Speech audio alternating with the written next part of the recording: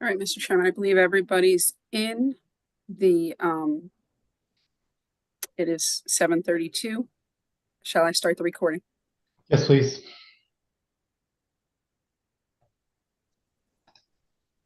Okay, good evening. This is Brendan Magnan, Chair of the Milford Inlands Wetlands Commission. Welcome to the February 19th, 2025 public hearing and regular meeting of the Inlands Wetlands Agency. Lisa, could you please take the roll? Daniel Bedecker, Ranjit Bahav, Brian Black, Here. Jim Connors, Here. Matthew Connors, Here. Steve Munson, Here. Nick Ritchie, Here. Julie Valvo, Here. Buddy Field, Raymond Gradwell, Present. and Brendan Magnan. I'm here as well. Thank you, Lisa. Mary Rose, could you please review the statutory guidance that we need to announce at the beginning of the meeting? Yes.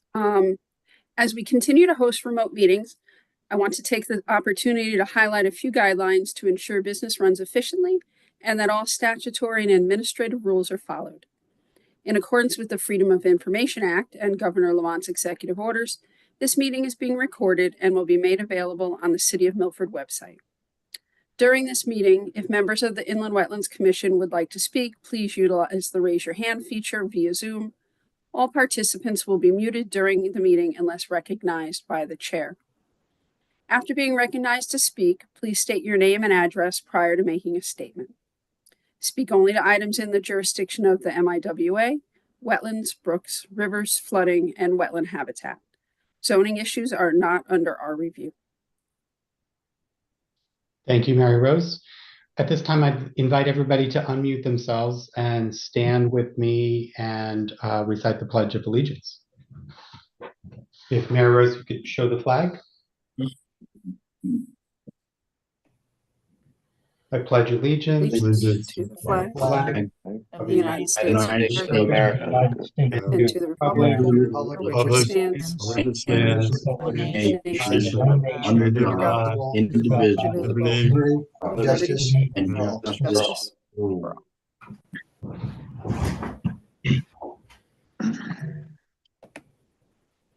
Okay. Thank you, Mary Rose. Mary Rose, is the agenda up? I don't see it. It could be just Yes. Yep. my One screen. second.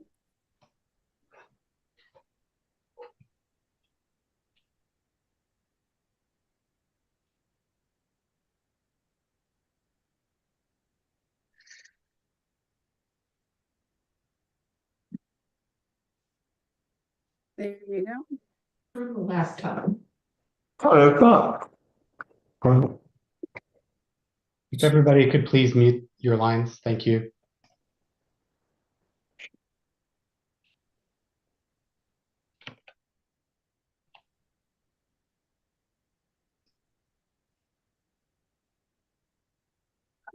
Commissioner Bahav is joining the meeting.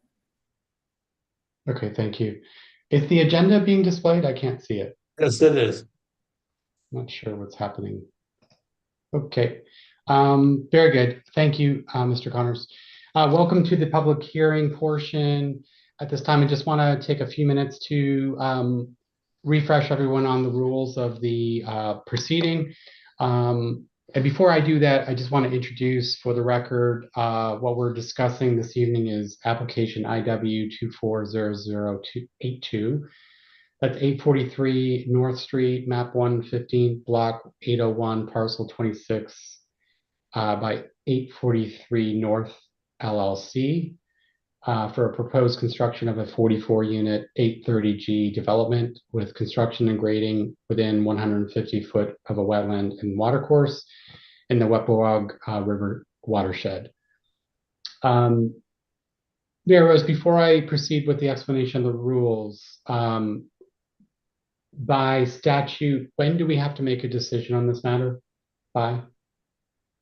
The applicant has granted us an extension to this evening of our 35-day review period for the public hearing. So the public hearing opened on December 18th. It ran for 35 days. We've got an extension until today. We can get another extension up to another 37 days from the applicant if we need additional time for the public hearing. Once the public hearing is closed, should that be tonight or at a future meeting, the agency has 35 days to make a decision. Great. Thanks, Mary Rose. Just a reminder and a refresher. Thanks to everyone who has come forward and for your interest in the process. As this is a formal proceeding, we do ask that everyone be respectful of the process. It's going to go as follows. Everyone will be on mute. There will be limited topics that we'll be discussing tonight, as this is an extension of the public hearing from December 18th. So we won't re-litigate or, address things that were already addressed. The hearing was left open for very specific, limited information. And so the order of presentation will be initially for the applicants and consultants to give their presentations on those limited topics. Then we'll invite folks that want to speak on behalf of the applicant or in favor of it, those that want to speak in opposition, and those that are neither in favor or opposed, and who just have questions on the application. As I mentioned already, it's not a back and forth. Please direct your inquiries to the chair through me and to the agency, and then we'll take all of the information under advisement as we always do. Let's see. Mary Rose, do you want to now announce some of the information that we'll be talking about, just to add on to what I said? Sure. To remind the agency, at the December 18th, 24 meeting, public hearing, the agency requested the following information be submitted for review of the application. The agency asked that the city engineer to comment on the claim that the plans don't comply with DEEP guidelines and to highlight the wetland items in his review. That was done in his memos of 12/23/24, 12/24/24, and 2/18/25. Address flooding issues on Kozlowski Road. That was addressed in the city engineer's memo of 12/24/24. The impact of canopy cover loss to the wetlands off the northeast corner of the site. The applicant has said that their wetland expert will speak to that this evening. Determination if the stormwater treatment plans comply with the Connecticut DEP stormwater guidelines. The city engineer's memos of 12/23/24, 12/24/24, and 2/18/25 address that. Professional wetland scientist opinion about the proposed plans as if they will have any impact on the adjacent wetlands and watercourses. The applicant's expert is here this evening to speak. And stormwater quality as it relates to well water, and that will be addressed by the applicant's engineer this evening. Thank you, Mary Rose. We may want to have a review of the city engineer's memos. Do you think that we should do that before or after the applicants present their? I think the applicant's probably going to address the comments that were in the city engineer's memo. Unless you want, I can put them on the screen if you'd like to read them. Yeah, I tend to agree with your first recognition. So let's hear the information from the applicants, and if we need to bring up the engineering reports, we can do so afterwards. Okay, I just want to note for the record that the file contents list was up to date to 4 p.m. this afternoon and is in the meeting documents link. We did receive information from the public at 4:28. I uploaded that to the commissioners via email and to the applicant via email. That will be uploaded to the file contents link tomorrow on the webpage. Great, thanks, Mary Rose. At this time, I would invite Attorney Lynch to open up your presentation for this evening. Great, thanks so much, Mr. Chairman. And just for the record, Thomas Lynch. I'm an attorney with the law firm of Lynch, Trimbicki, and Boynton. My office is located here in Milford at 63 Cherry Street. And I'm back with Ron Wasmer of Connecticut Civil Group, who's our project engineer, as well as Matt Pop, who is our landscape architect and environmental wetland scientist. And as Mary Rose had stated at the outset, this is a continuation of our public hearing that we had on December 18th. We then received a letter from the commission on the next day, basically, addressing or asking for us to address those specific items that Mary Rose had enumerated.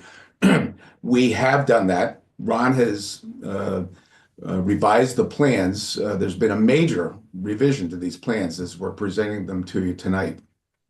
One of the concerns was the tree canopy on the north eastern portion of the property and what effect that would have if the trees were eliminated on the off-site wetlands, which were approximately some 100 feet off the boundary line of the northeast corner. We've revised the plans. If you recall, the plans that we presented to you in December had a clubhouse facility in that area of the property. We've eliminated the clubhouse. And in doing so, we've retained a number of large trees in that area, which Matt will elaborate on, and Ron as well in their comments to you. But we feel that that addressed that specific concern. The city engineer had also, and we didn't believe that this was a wetlands issue, but the city engineer had indicated that there could be some non-compliance with the city ordinances in terms of the driveway access to the buildings coming in off of Kozlowski Drive on the original plans. We've now revised the plans so there's one main driveway coming in off of Kozlowski to service the property. So those are two major changes to the plans themselves. In addition, as Mary Rose says, the city engineer issued memos which basically addressed concerns that were raised by Steve Trinkus, who had been hired and retained by the neighbors, and raised certain concerns that he had as to the plans that we presented to you. I have to make an editorial comment right at the start here. There was some reference to Mr. Trinkus as a third-party reviewer of the plans. That is not the case, and I think we all know that. Mr. Trinkus was retained by the neighbors.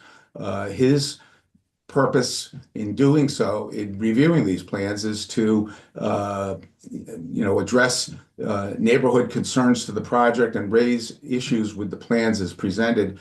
And those concerns have been addressed in the memos, both by the city engineer and Ron in the presentation that he's going to be making to you later tonight. So I think those are two major points to raise right at the outset, that the plans have been revised and that we have addressed any concerns that the review from Mr. Trinkus, as presented to you at the December meeting,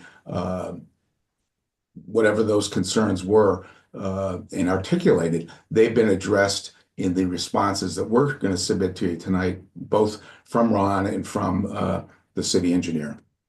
So with that, I'm going to turn things over to Ron. He has a detailed presentation to give to you, and Matt will also make comments as well. Thanks. Thank you, Mr. Lynch. Is Mr. Kenny going to be in attendance this evening or no? I don't believe so, no. Okay. Thank you, Mr. Wasmer. Good evening. For the record, Ronald Wasmer, professional engineer, land surveyor with an office at 158 Research Drive, Milford, Connecticut. Here representing 843 North LLC. I'm going to provide a review of the plans and provide responses to the information requested by the commission in the letter dated December 19th, 2024. So I'm going to ask Mary Rose to share the plans, and in particular, I think we should look at SP1. This is one of the simpler plans. It's the site plan. We can look at the other sheets also. But this plan clearly shows some of the changes that Tom just mentioned.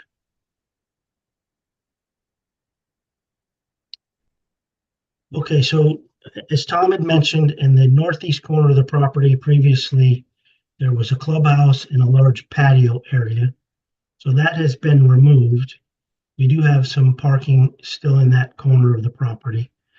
The removal of this clubhouse results in the distance from the proposed parking to the possible off-site wetlands as 75 feet. And again, another change to the plan is the relocation of the main driveway onto Kozlowski Drive. I don't know that that's really much of a wetland issue, but it was a significant change to the plans. Again, as Tom had mentioned, the revised plan includes retaining several large trees at the northeast corner of the property. In particular, there was a large oak tree that we discussed on the site visit, and Matt Pop will address that further when he discusses his landscaping plan. We can now look at the grading and drainage plan.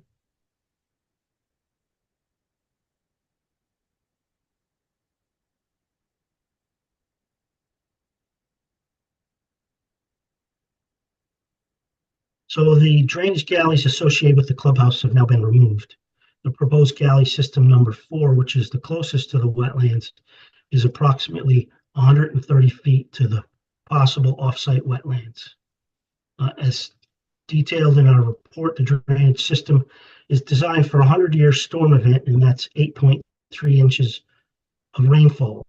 This rainfall event is a requirement of the City of Milford Engineering Department and the Department of Public Works, and this requirement greatly exceeds the 1.3 inches of rainfall, or quote unquote, the first flush of rainfall recommended by the water quality treatment, recommended for water quality treatment in the 2024 Stormwater Quality Manual. Briefly, the runoff is captured through roof drainage systems, catch basins, and proprietary catch basin water quality structures known as storm scepter. The rainfall is routed through the underground galleys and connects to the municipal drainage system on Kozlowski Drive. The plan proposes to reconstruct existing catch basins on Kozlowski Drive to include 4-foot sumps to improve water quality off the municipal street. Detailed information for each drainage structure is indicated in the storm drainage table ST1. I want to point out that I've submitted data from Contec. Contec is the manufacturer of storm scepter units, and their data indicates between 93 and 98% removal of total suspended solids. And the storm scepter model has undergone third-party performance verification by the New Jersey Corporation for Advanced Technology and Stormwater Technology.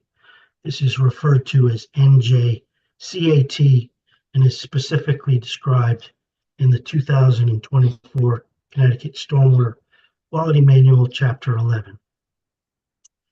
The water quality volume recommended. Sorry, Mr. Watson.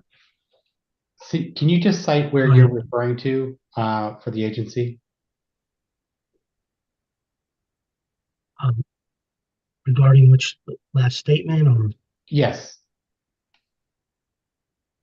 Is that somewhere storm reflected on scepter the plan? Yeah, the specifications with regard to the storm scepter. So Mary Rose is putting them on the screen now. We received this from Contec. They're the manufacturers. Storm scepter is one of their models. So you'll notice there's about 12 sheets attached. Some of them have quite a bit of redundancy, but you'll notice they highlighted the STC 450I close to the bottom of the page, and it says percent total suspended solid removed, 98. That's in percent. So there's a dozen or so pages. They all indicate between 93 and 98%.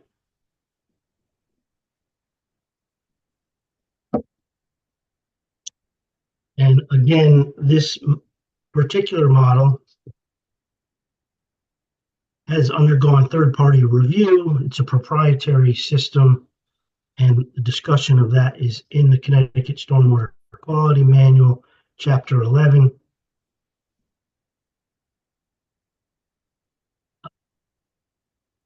So that's the pages that I was referring to when I gave you that number. Thank you, Mr. Wassman.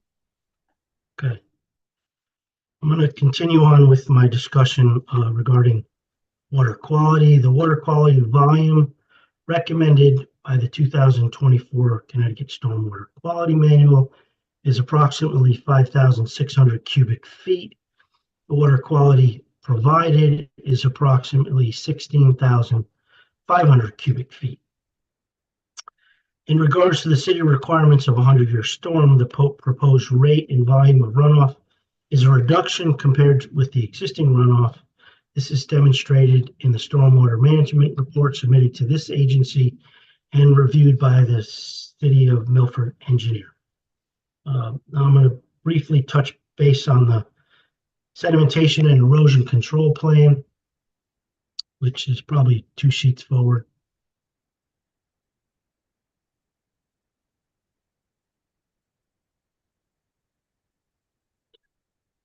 There you go. So in particular, I just wanted to point out on this plan that the where the clubhouse is no longer existing, and that we have also indicated tree protection at the northeast corner to preserve those trees. Again, Matt will discuss the trees further. And then last, one other plan that we can look at is the snow storage plan, which I think is 1 or 2 sheets further ahead.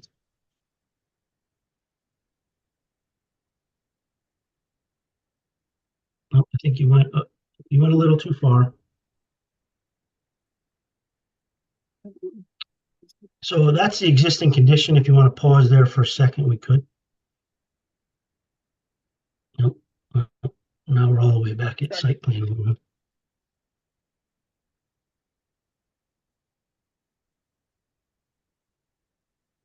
Oh, this is the snow removal plan. Thank you. So we have various stockpiles throughout the site, and in particular, we have 2 larger stockpiles between, Mary Rose is pointing them right now, and then there's a water quality chamber in between those 2 piles, so melted snow will go into that water quality chamber. Again, that's a storm scepter 450i, and then there's galleys underneath the ground right there in that location. Okay, so now I'm going to touch base on the information requested from the commission in the letter. So item number 1, the city engineer has reviewed the plans, and his comments are in his letter to this agency dated February 18th, 2025, as Mary Rose stated. I'm going to point out just a couple items on that. I mean, if you want to look at the whole thing, that's certainly the privy of the commission. But in his February 18th letter, items 13 and 15, it appears there is sufficient snow storage for snowfall of approximately 12 inches.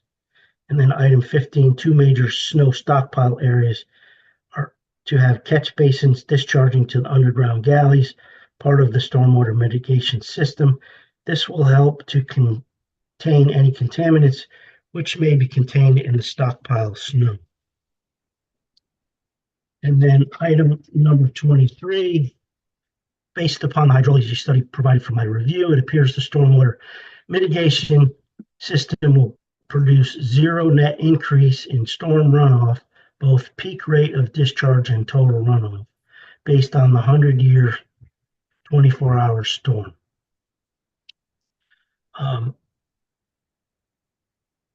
While I'm at that, item number 24 is provided storage exceeds the Connecticut DEP requirements for water quality volume. The city engineer also provided a letter dated December 24th, 2024, addressing a letter submitted by Trinkus Engineering on December 18th, 2024. So I encourage you to read that.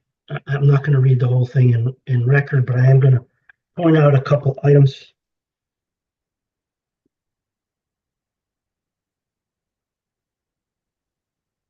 Item number 7, he says, as stated above, in the next page, as stated above, it appears the stormwater plans so comply with the DEP stormwater manual. And then there's several comments regarding the letter from Mr. Trinkus on items 12 through 16.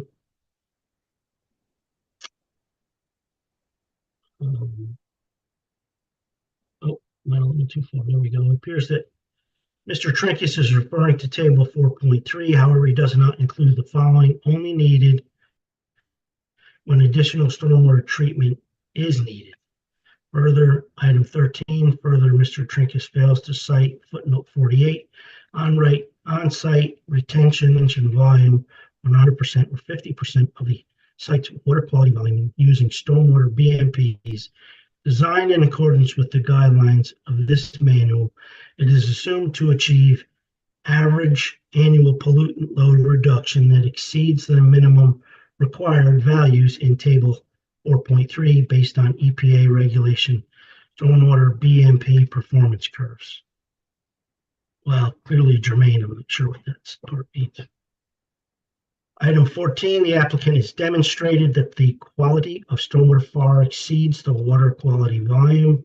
It's abbreviated as WQV, thereby complying with the stormwater manual's requirement for annual pollutant load reduction.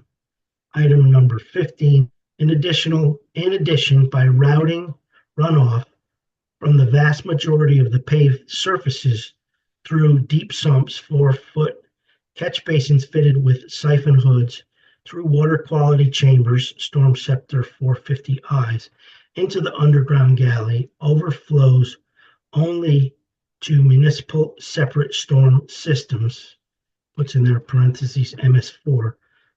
Pollutant loads discharged from the subject property will be reduced to the maximum extent practicable, meeting or exceeding the allowable standards. Due to the infrastructure described in item 15, here and above, any de-icing agents will be largely contained. So there's another several comments in there that the board can read. I mean, this was prepared on December 18th. I don't know if it was submitted all that recently, but there it is.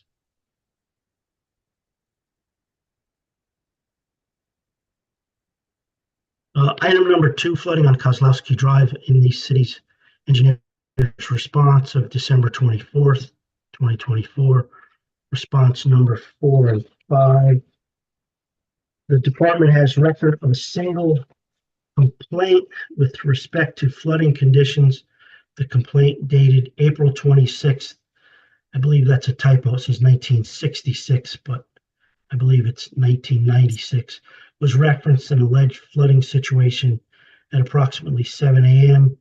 on April 19th, 1996. The complaint referenced a similar situation in 1995. No other further information provided. And item number 5, on May 23rd, 1996, John Casey, then city engineer, stated in a memorandum to Marilyn J. Lipton, city attorney, that in part flooding occurred in many areas of the city on April 16th, 1996, when 5 to 6 inches of rain reportedly fell on the city. This natural rainfall event exceeded the capacity of many of the drainage systems by the current subdivision regulations, are only designed to carry stormwater from a 10-year storm event. Item number 3 in the letter to us to address is impact of canopy loss. As mentioned earlier this evening, the revised plan retains several large trees. Matt Pop will provide further information on this item. Item 4, professional wetland science. Matt Pop will address this. And then item number 5, professional stormwater quality. Determination of stormwater treatment plans comply with Connecticut DEP stormwater guidelines. It is my opinion as a professional engineer with experience in stormwater management that the plan meets the guidelines of the 2024 Connecticut DEP stormwater manual. Further, the city engineers makes determinations in number 24 of the letter dated February 18th, also in number 7, 14, 15 of the December 24th, 2024 letter. Item 6, stormwater quality as it relates to well water.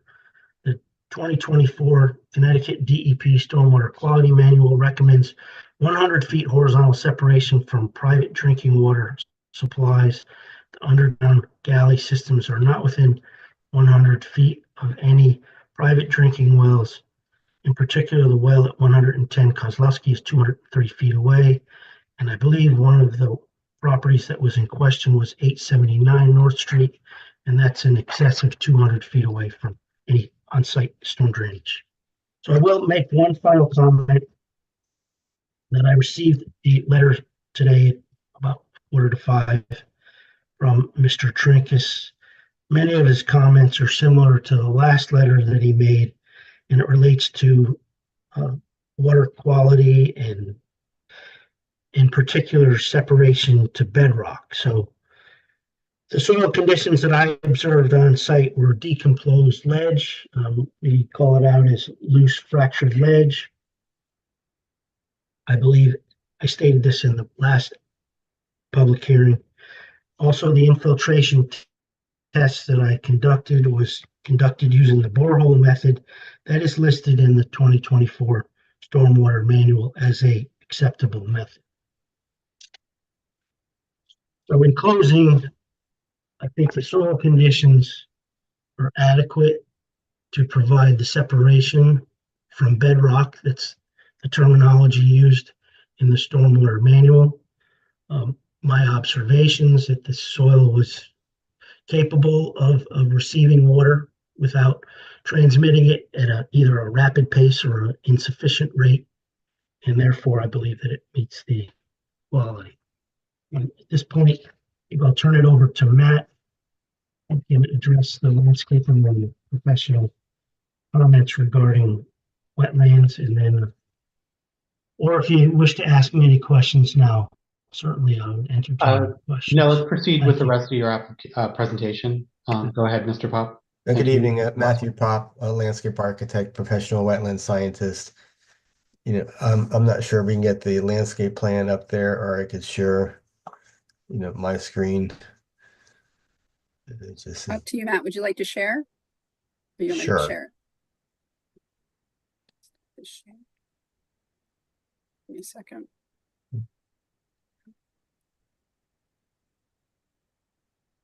Should be able to do that now. okay.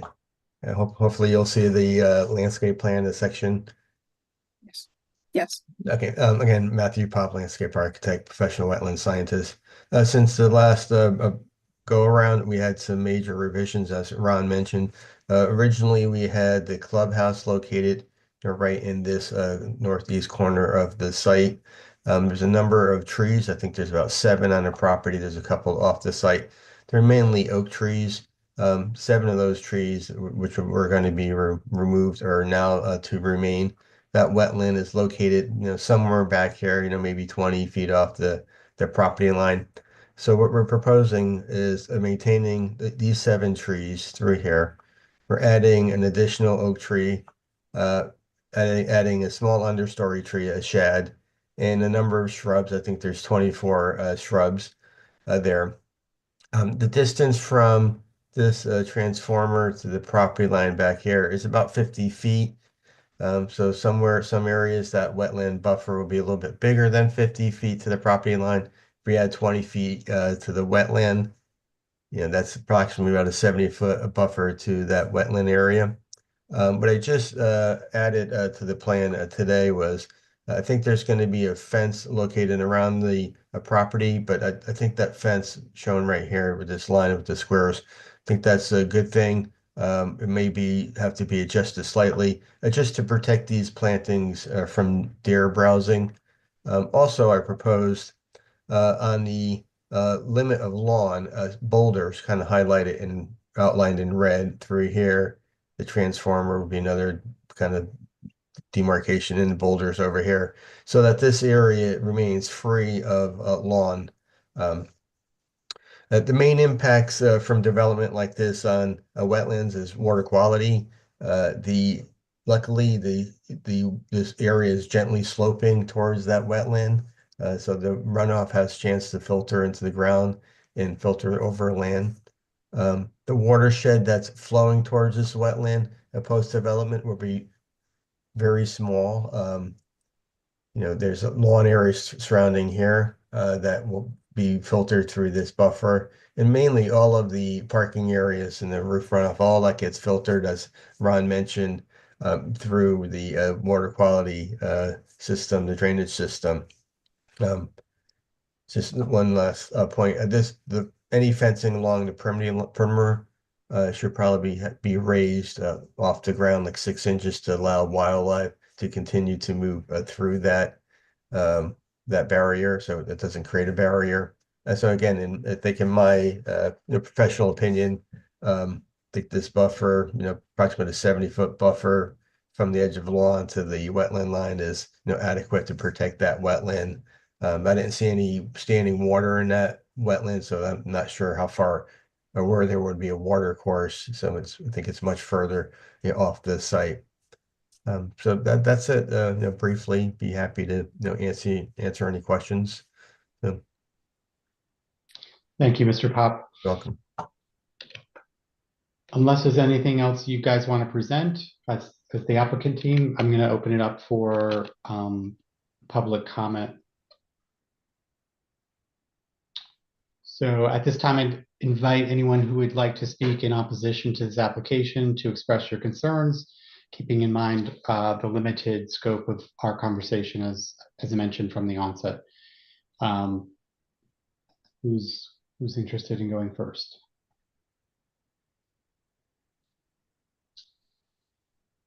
If you could raise your hand on the Zoom.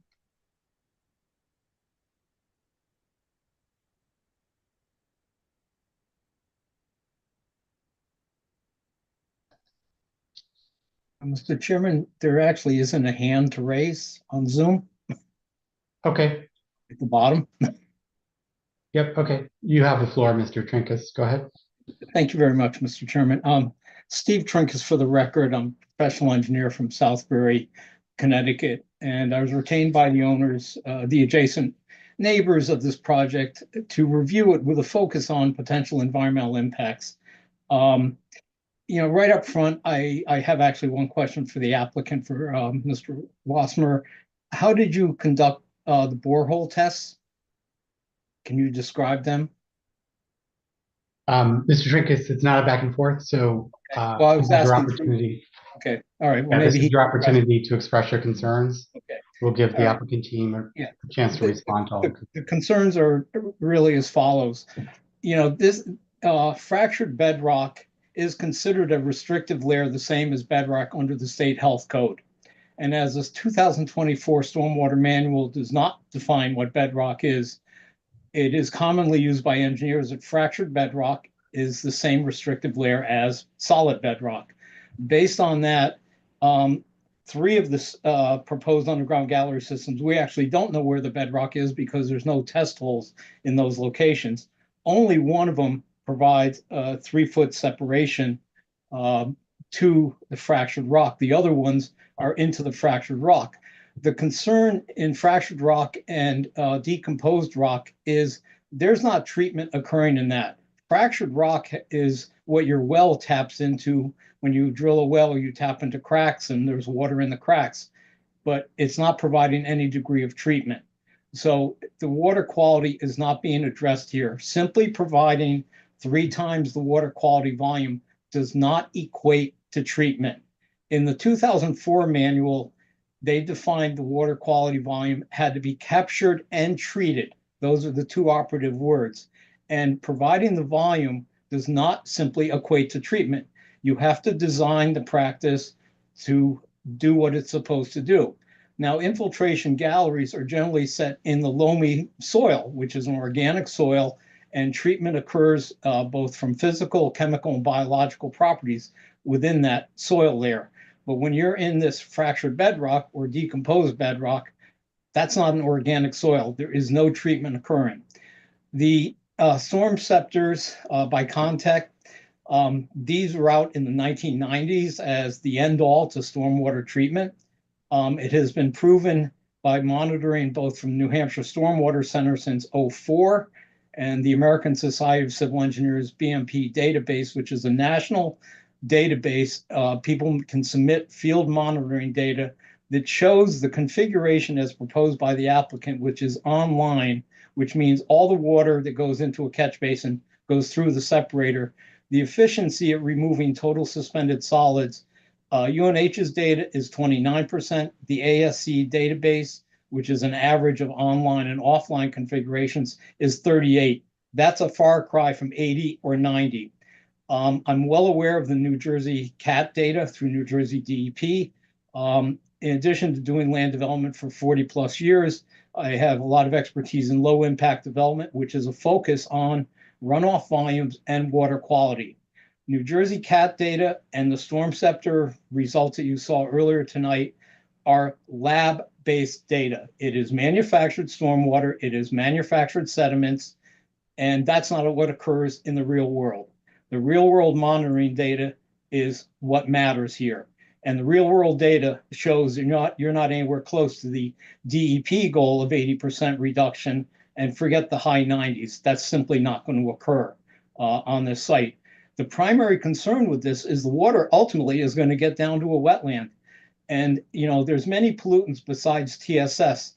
Back when the '04 manual was developed, there was an assumption made at that time, because there was very little research, that all these other pollutants, metals, hydrocarbons, nutrients, all attach to sediment. So if you trap the sediment, you got everything else. In the intervening 20 plus years now, that premise has been shown to be false, because when you look at removal efficiencies of different stormwater practices, they're not all uniform. And if the argument that everything was attached to sediment, and you trap the sediment, then you should have the same removal efficiencies. That's not the case. They all come in different forms. As we've gotten away from using sand and winter de-icing agent and winter operations, where most towns are using the either rock salt or the de-icing agents that go down preemptively, there's really actually less sand going into our stormwater systems for any pollutants to attach themselves to. The chlorides do not go away in the environment. There is no treatment system out there, whether it's a conventional or a low impact development system, that will remove chlorides. Chloride ions stay in the environment, they stay in the soil, they stay in the water, and they're highly migratory, and they build up from toxic to acute standards over time. A project that I reviewed in Newtown that was in sand and gravel soils, I submitted last week actually 5 academic papers that by researchers that talk about the adverse impacts of chlorides on groundwater. So they're a big problem. They don't go away. So the only way to eliminate them is, quite honestly, not put them down in the first place. But the stormwater systems today, as proposed by the applicant, are not in compliance with the DEP manual. The reason I asked the question about the borehole is that the tests were done about 4 foot below grade. A true borehole infiltration test is a hole that is drilled into the ground with a pipe set into the ground where it's sealed around the pipe, and then the test is run. If you dig a test pit and then you put a pipe in it and you backfill and then you do the test in the PVC pipe, that's not a borehole test. There are 2 different animals. If a pipe is put in a test pit and you're filling it with water, that's akin to a percolation test, which is expressly prohibited from using that as an infiltration test in the 24 manual. because it measures both horizontal and vertical movement of water. We only want to model these systems as a vertical infiltration rate. So, in the letter I submitted, yes, a lot of the comments are the same because quite honestly, the revisions to the plan do not address the water quality issues that I raised. This site, as proposed, will result in increased pollutant loads into the groundwater, which ultimately will get to a wetland system. Water runs downhill. So there will be a impact indirectly over time. And these impacts are not something that occurs today, but they occur over time. And when they start occurring, there is really no backing off of them because now if they're noticeable, it's very hard to fix it at that time. Those are my primary concerns. The proposal is very dense for a 2-acre site. I have done many 8-30G. And this site, while it's claimed are Charlton soils, typical Charlton soils have a loamy layer that's 3 feet on average. It's a bright orange or red-brown sandy loam, underlain generally by a lightly compact sandy till soil.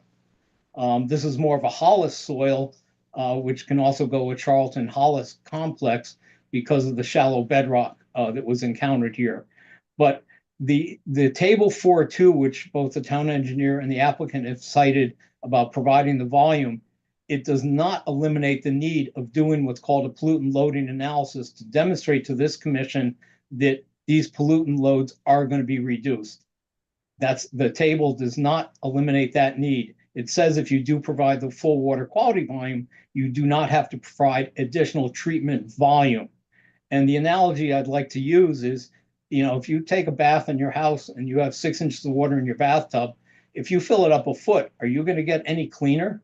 And the answer is no. And that's the same thing with this, that providing 3 times the volume does not equate to treatment of that runoff. And that's my primary concern.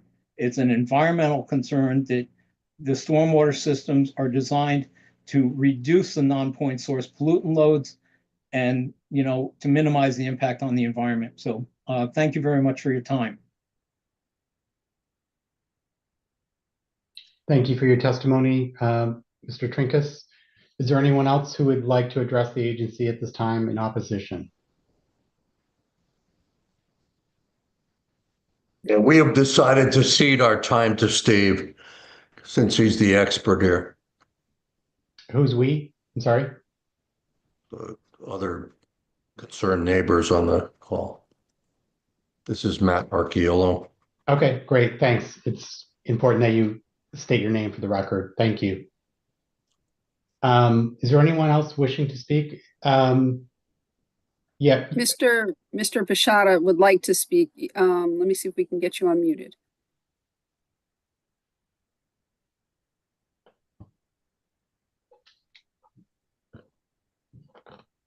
I'm on There mute. you go. There Yeah, you go. you have Yeah, the floor. this- Could you this- just state your name for the record, please? Yeah, my name is Phil Pisciotti. I live at 879 North Street. I reviewed the hydrology study that was included in there, and I'm a professional statistician, and I was surprised that this was a static report. By that I mean there's no variability associated with the inputs that they were doing, and I don't know if those are what the professional standards are, but I'm surprised. By dynamic inputs, I mean, if you look at like when a hurricane is being forecast, they have all these spaghetti plots. They put in different variabilities and stuff like that to come up with estimates. And so you get a better idea of what's really going to happen with the system. And a static inputs is just not there. So I don't know. Maybe that's the standard of engineering in Connecticut still, but I was surprised. So that's my comment. Okay, thank you for your concern. Is there anyone else that would wish to address the agency? Is there anyone that would like to address the agency who may be neither for or against? You may have an open question.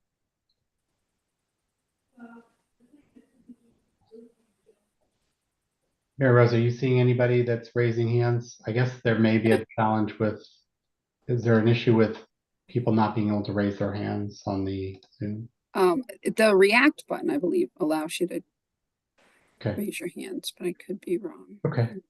So at this time, if there's no further, Yeah, the react, I'm sorry, Mr. Chair, through you, the react button on the bottom of the screen allows you to raise your hand, do a number of other emojis, but raise your hand is the one we'd prefer that people would use if they would like to speak great. or Thank you. unmute themselves. Okay. Okay, at this time, I'm going to invite the applicants to rebut the testimony that we just heard, or the concerns that we just heard. Mr. Wassenaar? Mr. Chairman, I'm going to stand on what we've submitted as well as the city engineer's response to your questions. And I don't have any additional information to provide.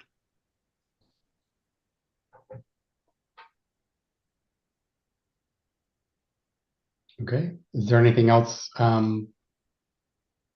Lynch, that you would like to add? No, Mr. Chairman, I think this was continued from December for a specific reason. And we addressed all the concerns that the commission or the agency raised in its letter to us and submitted the testimony here tonight, as well as the reports from Mr. Podlusky. So we stand by that.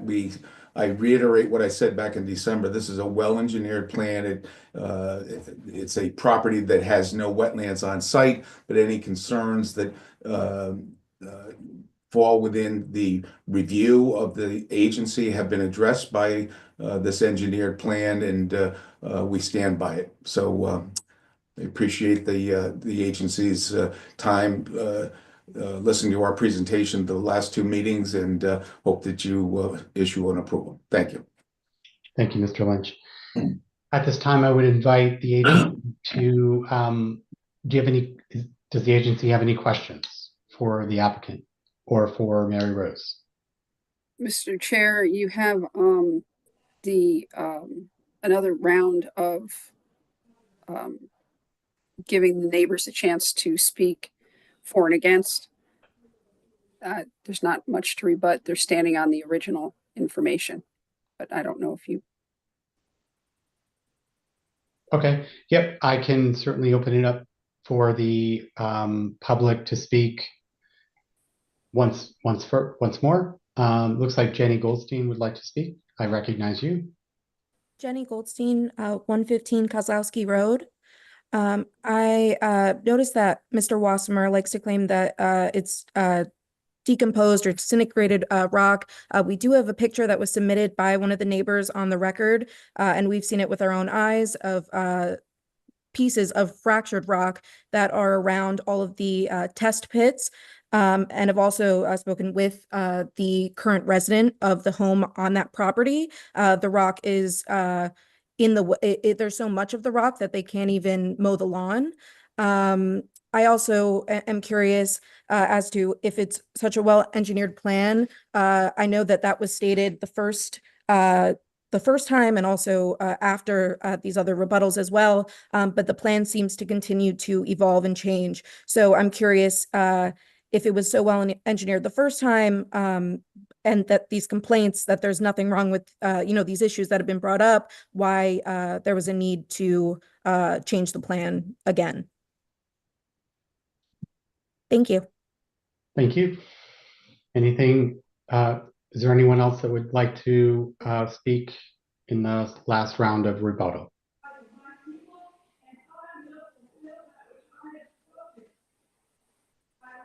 Is there anyone that would like to speak? Please raise your hand. One last opportunity. Anyone wishing to speak?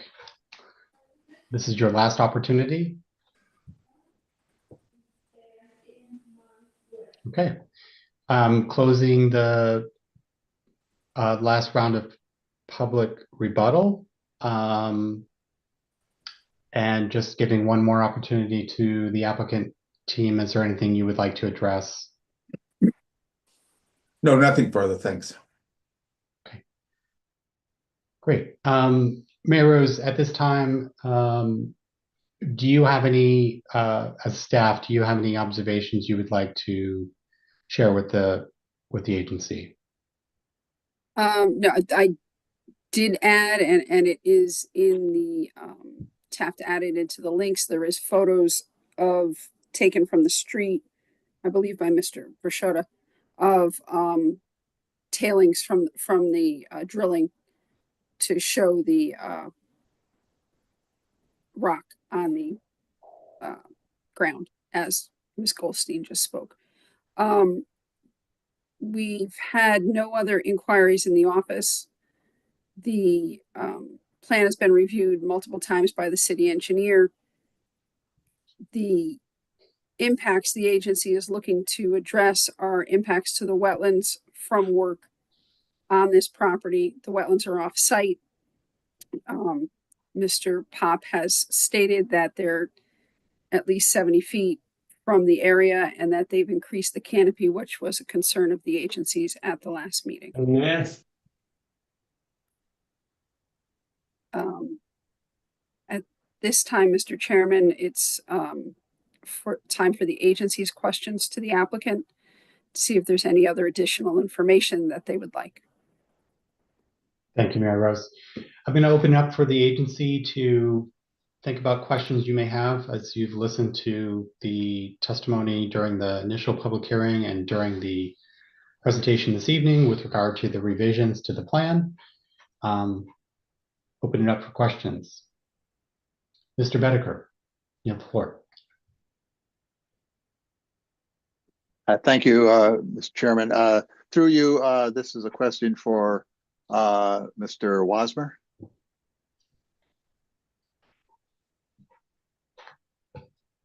Go ahead with your question.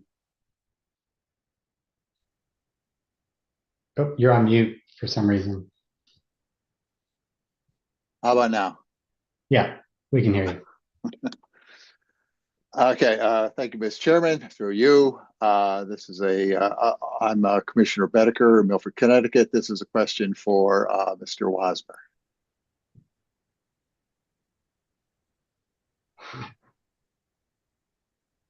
You can go ahead with your question. Go ahead. We can hear you. That was my question. No, I didn't hear a question. Yeah, we didn't hear a question. Can you repeat the question, Mr. Bedeker? I had a question for Mr. Wasmer. Okay. What is your question? Looking for him to respond. No, just read your question. He's listening. Okay. Okay. As I recall, on the northeast part of the property where they're leaving the trees, there was some suspected wetlands, but it was not by statute confirmed that it was wetlands, but we suspect it is. And most of the water off the property, the roofs, the pavement is going to go through these galleys to and connect to a city water system on Kozlowski. Is that correct? Yes, the roof drainage as well as the parking lots and primarily the majority of the site is captured through various catch basins, roof drainage directed to infiltration galleys where the water infiltrates back into the ground in a rate similar to the existing conditions. There is an overflow that connects to Kozlowski Drive. Okay. So are there do we know that there's any established wetlands? I guess it would be south or west of this property. So south of the property is Kozlowski Drive and the golf course. Right. West of the property is North Street, and then just beyond North Street is a parking lot that's part of Eisenhower Park, and there's some ball fields over there. And then certainly the Weppawag River, if I was to take a stab at it, it's probably 1,500, 2,000 feet away from the property to the Weppawag River. So I'm sure that there are wetlands to the west of this property. Mary Rose has the GIS now. You can see our property. You can see North Street, and you can see the parking lot to the west, and then you can see a baseball field. And there in blue is a wetlands. Okay. Well, I just want to comment that I respect both Mr. Wasmer and Mr. Trinkus's expertise, which is pretty impressive. So I'm trying to understand all this and make the right decision on this. So I thank you, Mr. Wasmer. You're welcome. Thank you, Mr. Bedeker. Appreciate that. Appreciate your consideration. I too have the same sort of fundamental question I would pose back to Mr. Wasmer. In your expert experience, you've done this many times. You've referenced the city engineer's acknowledgement that the plans exceed the DEP requirements as it relates to, if I'm not mistaken, as it relates to the pollutant discharge loads as well as the volume. So both the volume and the pollutants, according to the letter from the engineer. So what would you suppose the reason would be that another expert would have a differing opinion? Well, as I mentioned earlier this evening, we have a disagreement in what I consider decomposed fractured ledge and its ability to absorb the water. And Mr. Trinkus states that that is incorrect. And so without speaking on his behalf, it seems that much of his comments are related to that, that the stormwater quality isn't achieved because we are not sufficiently above ledge. So I believe, and based on my observation on being on the property and being there when the test pits were dug, as well as doing the infiltration tests through the borehole method, which we ensured that we didn't get any horizontal movement of water out of the tests, that this soil can adequately accept the runoff. And again, the stormwater manual requires 1.3 inches. That's called the first flush. The city of Milford typically requires a 25-year storm, which the number exact number escapes me, but it's about 5.5 inches. But in this particular property, he asked us to use the 100-year storm, which is 8.3 inches. So sizing this system to use that 100-year storm is quite a bit above and beyond what the stormwater quality manual suggests. Everything in the book is a suggestion, a recommendation, but of course we kind of take that as a requirement. Okay, that's helpful. Thanks for the context, Mr. Wasmer, for lay people like us. Mr. Ritchie first, and then Mr. Munson. Thank you, Mr. Chairman, through you. It's a shame that Mr. Kenny couldn't be here tonight. The one question I was going to ask him since he was on the initial application, meeting was, would this action of the proposed site as it is right now and revised right now have a permanent impact on the wetlands? In his professional opinion, which, not to say anything for Mr. Pop or I'm sorry, I'm forgetting the other name of the scientist. I wanted to find his professional opinion. I trust it and would want his opinion on this. It's a shame he couldn't be at this meeting tonight. I noticed on the original proposed plans that there was a winter storage snow pile if needed on a proposed paver patio. Right now on the new plans, there is a structure where that winter storage is going to be. Is it possible to pull up the new plans? Yes. In just a second.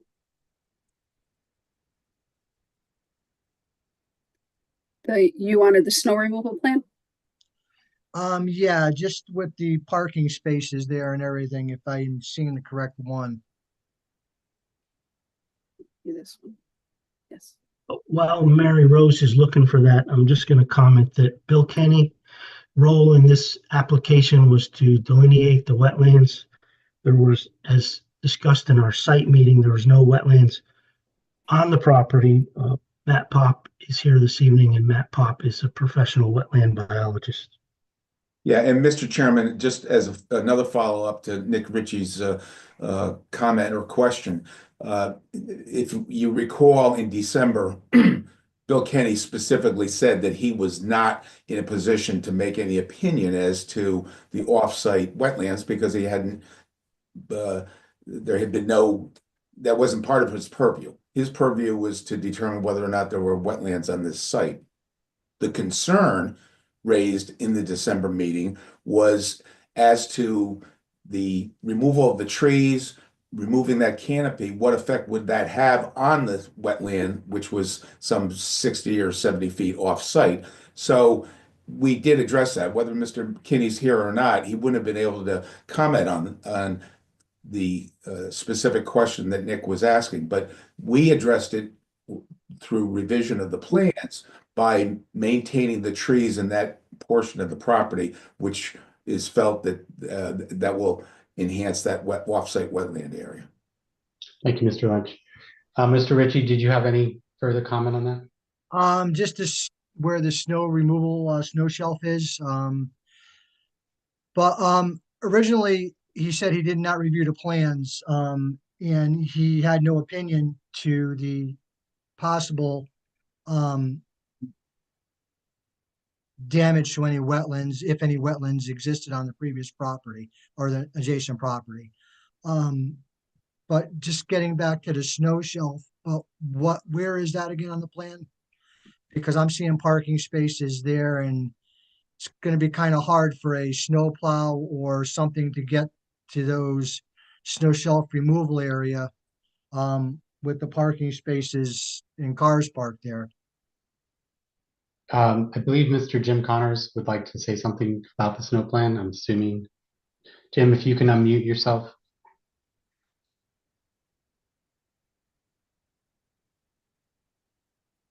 Second, okay. Yes, as far as the snow plowing, I think the area personally where they took the clubhouse out, and then there's an open area to those, I presume those are guest parking places. Ryan, you can correct me if I'm wrong. Where the clubhouse was in the northeast corner, those parking spaces, I presume, are guest parking. In part, yes. Yeah, and so you've got the area to approaching those, and also where you took the clubhouse out. And my feeling, having done a little bit of snow plowing, that would be a great area for excess. I know you have the other areas, but a very easy place to get to pile snow. And if you had excessive snowfall, it's a good excess area too. You could remove it.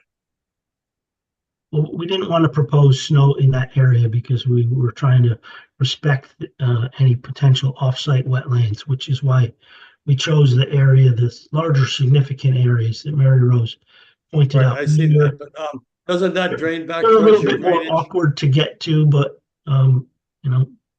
Okay, well, I'm just looking at practical. practicability, that's all. But what you did with the plan is a good plan as far as I'm concerned. Now the revision is very good. Matt Pop, another spot for snow storage would be along the access way into the site on either side.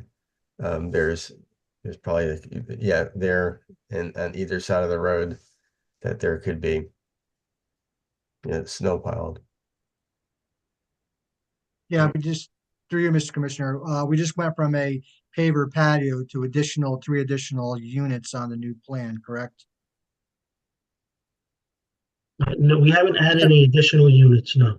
Well, we moved them within the 150 foot. There was a paver patio before there, and now we have units well into the wetland review area on, it would be the north side. You have the two units to the south, I guess it was, the south right there. And now you have 3 units over there where the paver patio was. Is that correct? That's correct. So basically, we just shifted the clubhouse over a little to the paver patio, and now there's units over there. Okay, I think, Matt Pop, I think the clubhouse is, maybe like 10 feet off the property line, if I recall, or maybe or 15 feet. So it is a substantial area that is now being maintained as woodland. I agree with Matt's comment. Is it 10 feet, I think it was? Okay, I'll check. Yes, the clubhouse at one point was proposed about 15 feet off of the property, the northeast property corner, and that was having an impact on some of the larger trees. So with that in mind, we removed the clubhouse and the patio, and we did shift some units around. So we've okay. definitely increased the distance from any development to the possible offsite wetlands. Mr. Chairman, through you. So Mr. Pop, the plans as proposed, your professional and scientific opinion would have no adverse impact on any possible wetlands off the property. In my opinion, this would not have a significant adverse impact to, any wetland, off the property. Again, the wetland, it's gently sloping towards that wetland that's off to the northeast, which is, a good thing, allows any water flowing, sheet flowing towards that, allows it to infiltrate into the ground. Again, it's just a small area, that watershed that drains toward that wetland. And as Ron mentioned, the stormwater we're collecting is being infiltrated back into the ground, which is, ideally what we would want. Any further questions, Mr. Ritchie? No, thank you. Nothing. Thank you. Mr. Matthew Connors? For you, Mr. I had 2 quick questions. One is in regards to the trees that were remaining. Is there any long-term plan as to if the trees die, is there a plan to replace them?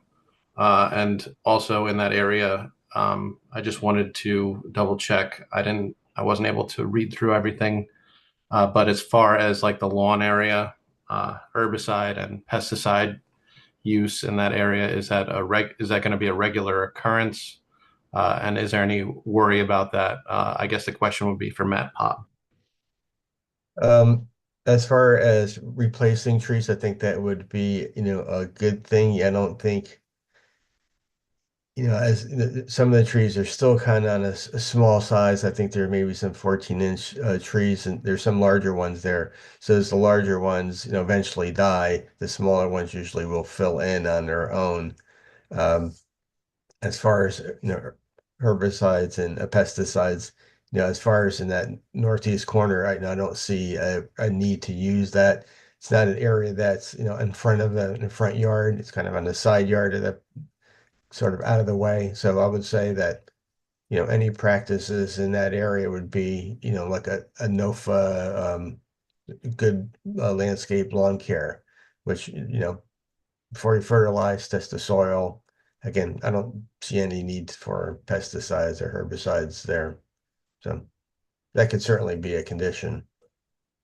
I'd appreciate it if you could make that a condition, if that's, and the last question, I guess, would be for you, Mary Rose.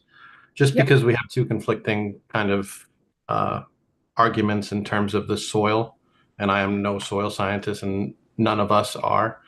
What do we do in this circumstance in the past where, because the little that I do know about soil and pollution is obviously the finer the soil, the more pollution it picks up, the more it filters. And the argument is, that these decomposed fractured ledge composition doesn't filter the soil as well.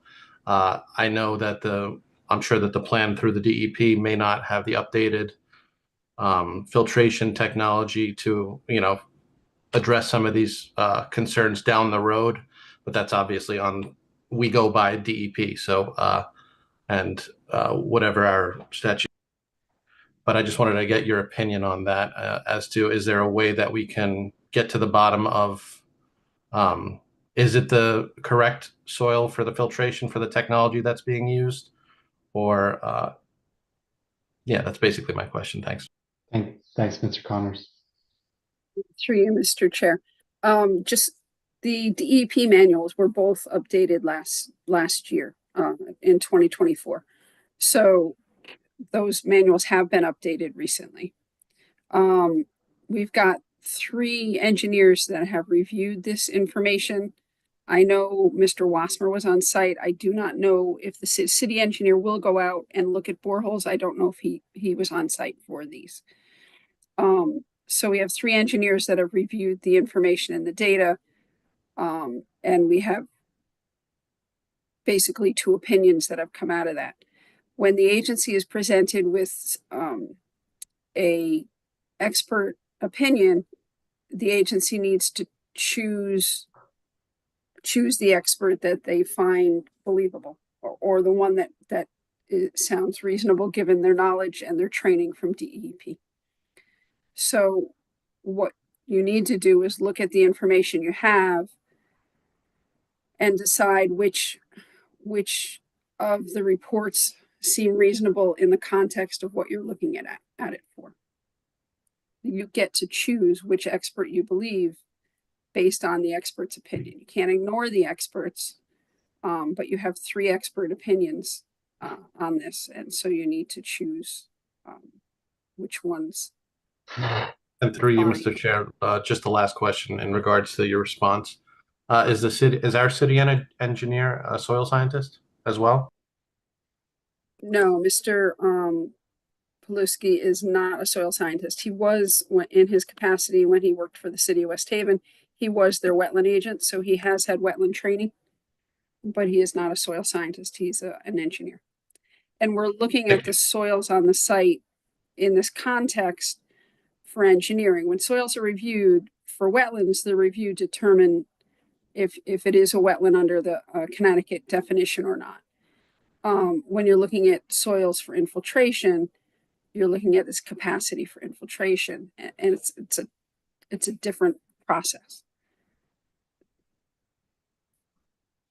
Thank you, Mary Rose. I may add to that explanation, but I'd like to give Mr. Munson an opportunity to ask a question. Thank you, Mr. Chairman. Through you. Before I ask my question, I just want to make a comment. Ms. Goldstein brought up a question about revision of plans. That's actually a pretty normal thing that we get.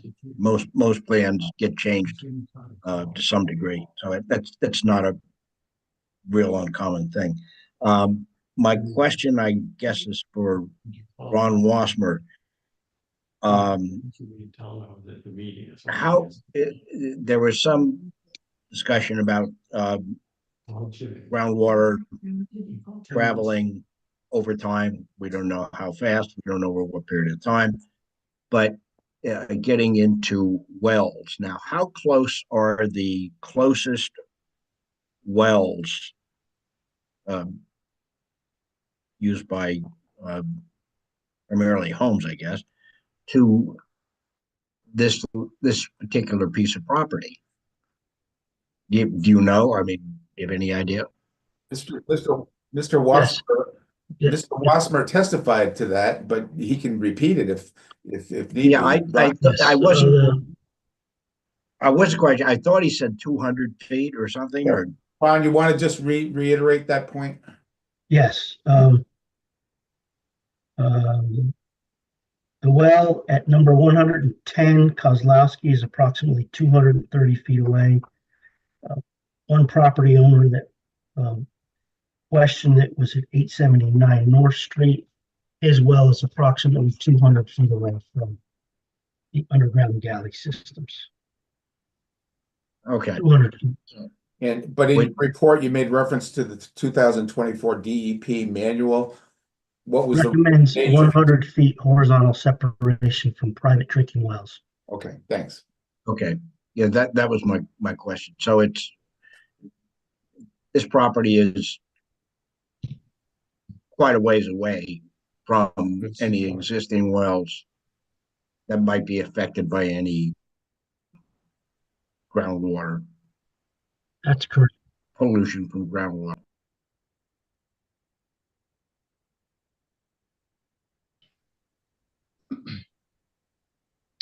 Any other questions from the agency?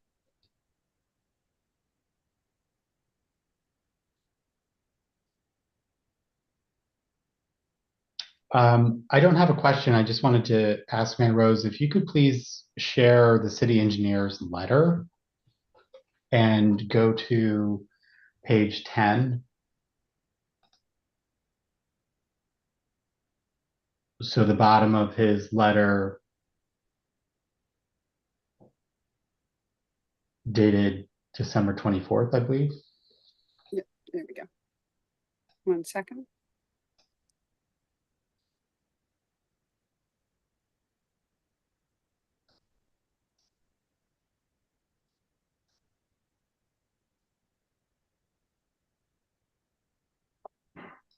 I believe that's page 10. Yes, item 22. Can you just explain to the agency what Mr. Klodowski's point is there? I mean,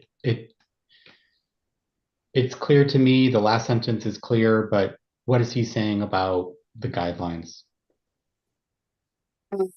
It reads, number 22, Mr. Trinkus noted that the hydrologic study noted Carlton well-drained soils. This is a soil designation as determined according to the guidelines of USDA NRCS, is not utilized in the design of stormwater mitigation system, and it is therefore not of concern. It being what, the USDA NRCS? The Charleston, I believe that's what he's saying. I think what he's saying is the study done by, Ron may want to jump in. The study done by Ron Wasmer noted that it was a Charleston well-drained soil. The guidelines for determining what makes a Charlton are in the USDA NRCS manual. We use those for a variety of different things, and it is not utilized in the design of the stormwater mitigation system. It is therefore not of concern. I'm not quite sure where he's coming from on that. You need to know the soil type to design the system. That's why Ron was doing the boreholes. But he's stating it isn't of concern from a professional engineer standpoint. Could be of concern from a wetlands soil scientist standpoint. I'm not sure why he's saying that. Ron may have a better answer for that. I'll do my best. So I'm not a certified soil scientist, but I'll explain what I understand.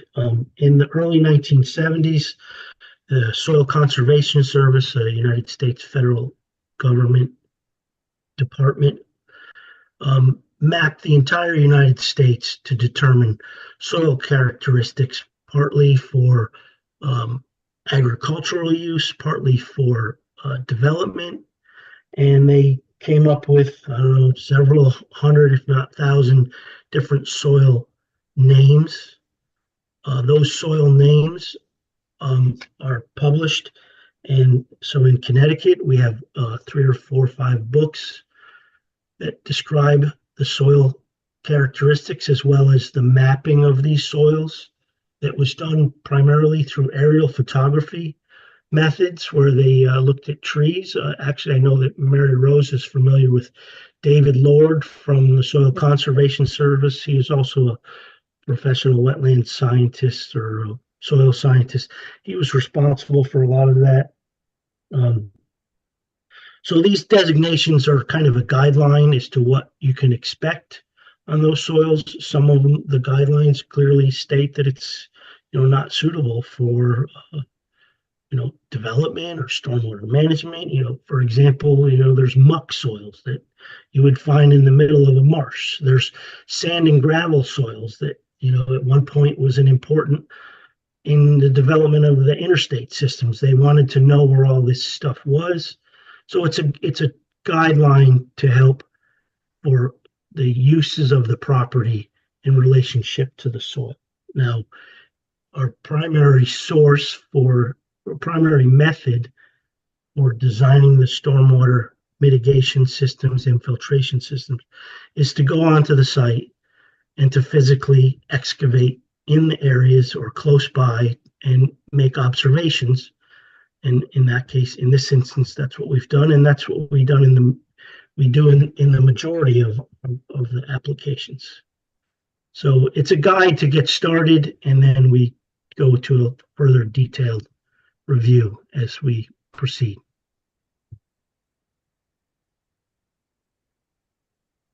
And Mr. Wassenaar, when Mr. Pileski is saying it is not utilized, it's the soil designation that he's referring to? That's my guess, yes, that the soil designation. So there's a lot of soils in Connecticut. There's probably several hundred. As I mentioned, there's thousands throughout the United States. And there's guidelines, as I mentioned. Some of them are great for different purposes. And Charlton is one of the soil types that show up in the vicinity of this property, based again from the aerial photography. I believe they did some sampling too, but certainly they didn't walk every single property in the state of Connecticut in order to develop that mapping, which I believe they've changed the names. The soil scientists know this better than I do. Now the names are kind of used as numbers, but really the mapping hasn't changed since the early 70s. Okay. Thank you for your insight on that matter. Mary Rose, I'm looking for another part of his letter. Just bear with me. When you're done, Brandon, I have a question for Ron. Okay, go ahead, Mr. Connors. Yeah, Ron, in the real world, isn't the fractured soil going to drain those galleys much, much better than if it was, say, clay and hard pan, which would trap the water there like a pond until it drained into the drainage, the street drainage system? Yeah, this again, as I mentioned several times, our design is based upon our on-site observations. So the word decomposed, if you can picture, rock as it ages over millennia. Breaks up. Yeah. So it was quite soft. It was quite loose. It was intermingled with a lot of soil. It was not significantly compact as a hard pan. It didn't have perched groundwater. We've been out to the site, as a matter of fact, as recently as Monday after the heavy rains over the weekend, and we commented to the city engineer that we would install monitoring wells and observe any groundwater. So Monday I was on the site, and there was no groundwater, and some of these are 11 feet deep. So I hope that answers your question. I'm fine. Thank you. Mary Rose, can you just highlight section 14? It does say, the city engineer does say the applicant has demonstrated the quality of the stormwater far exceeds the WQV as was mentioned earlier, therefore complying with the stormwater manual's requirement for annual pollutant load reductions. I believe that's in reference to the latest DEP guideline. Is that correct, Mary Rose? That is correct. And WQV is water quality volume. Thank you. Okay, so we've heard a lot of testimony. Are there any other questions that we have of the applicants before we close the public hearing? No. This is the final opportunity. If there's no other questions, I would entertain a motion to close the public hearing. I'll make that motion, Brandon. Motion has been received. Do we have a second on the motion? I'll second that. Motion by Mr. Connors, second by Mr. Black. Any discussion on the motion to close the public hearing? The only point I would make is this is the last opportunity. So if there's no other questions, there can be no further questions of the applicants. It's in it goes directly into our next phase of deliberation. So again, agency members, if there's any questions Okay, hearing no other discussion, Lisa, roll call vote on the motion. Daniel Bediger, Aye. Brian Black, Aye. Jim Connors, Aye. Matthew Connors, Aye. Steve Munson, Aye. Nick Ritchie, Aye. Julie Valvo, Raymond Gradwell, Julie, can you come off mute, please? Sorry, I thought I did. I said aye. and Brendan Magnan. Aye. Motion carries. Okay, so This public, is Ranjit Bhave. I'm also here. Oh, I'm and sorry. Yeah. I'm sorry, Ranjit. Yeah, sorry, I joined late. Yeah, so that's okay. that was an aye. Okay, motion carries unanimously. Okay, moving on now to the deliberation portion. Given that we've heard all the information, it's our time to make the decision. Do we want to make a decision this evening? Is there, with the purview of the agency, is there thoughts? Mr. Munson. I believe this is a good application and I think we should approve it. You want to elaborate on that? I'd like to know what the rest of the commissioners feel, and if they agree, then I would be willing to make a motion. Okay, Mr. Black? Yeah, I know there's, yeah, it's always tough when you have all these expert opinions in here. I'm just going back to what the city engineer said, and he was kind of in agreement that the stormwater met whatever code requirements are there. So, I got to give my faith in the city engineer that, he did his due diligence as well, reviewing the plans. And I know that they put that tree canopy in like we talked about in the last meeting, which will help, with that. So, yeah, I think they've addressed everything we talked about. Thank you, Mr. Black. Brigitte, can you put yourself on mute unless you want to be recognized, please? Any other comments? Yeah, I feel that the revised plan is an improvement, a good improvement on the plan, and I think I agree with Steve. Yeah, I agree with the sentiments as well. I take a lot of faith in the city engineer's expert testimony and his numerous letters, correspondences, in reviewing the initial plan and the revised plan. And I do agree with Mr. Pop's. I take faith in Mr. Pop's testimony in relation to the canopy revisions. That's an improvement. That to me speaks to the process of addressing the concerns that we've raised and addressing some of the other concerns that that came out of the process. So I'm in support of this application. Yeah, this is Ranjit. Like in my opinion, I think I will need some time to review the city engineer's memo because in my opinion, the engineers of applicant and I guess the other engineer, they might be biased towards the interest of their own agencies who hired them. So I think only city engineer would provide a neutral and rational opinion. So I think I would like to read his memo entirely and make sure that I like understand based on the deliberations that we had today with what his comprehension is.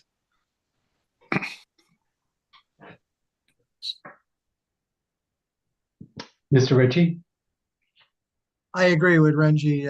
Maybe we should pause this for the next meeting and make a determination then. Mr. Munson? I don't have a problem with waiting 2 weeks, give the other commissioners a chance to review the information. I have no problem with that.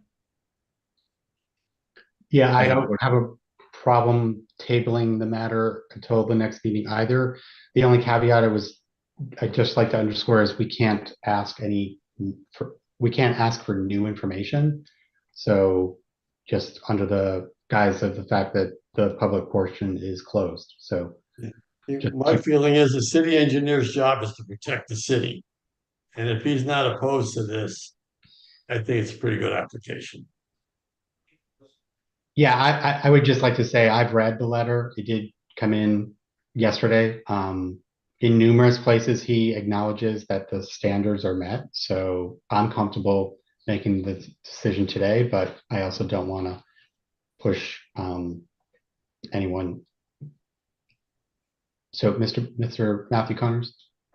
I was just going to make the point, maybe you answered it already, but if we do wait, is it possible to get the city engineer in on the next meeting?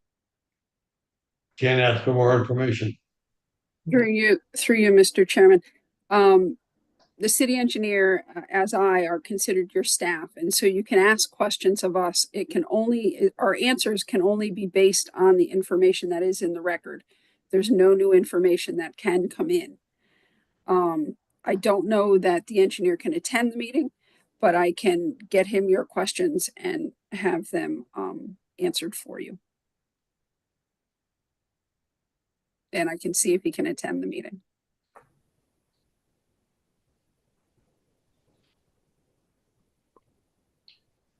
Ms. Dalval, your thoughts?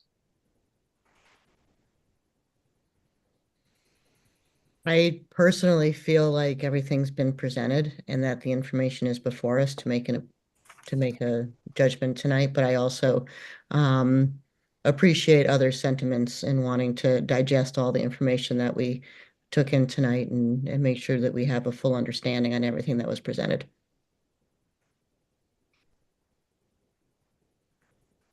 Mr. Munson.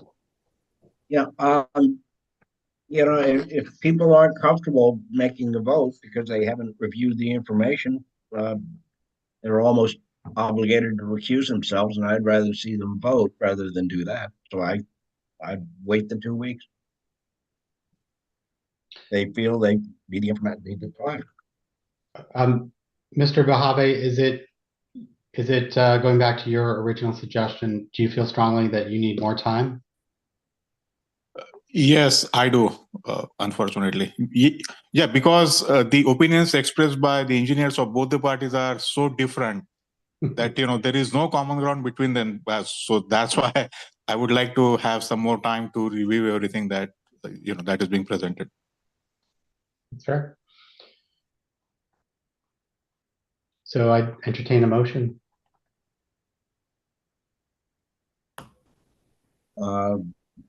Actually, I don't know. I don't think you need need a to make motion for that. It's just. That's right. We could table it. That's right. No, you don't even table it. It's just no action. Take no action. Right. Okay. Right. Mr. Ritchie, did you have a comment? No, I thought there was one that we could, public hearing was closed and deliberations set for next regular meeting on 3/5/25.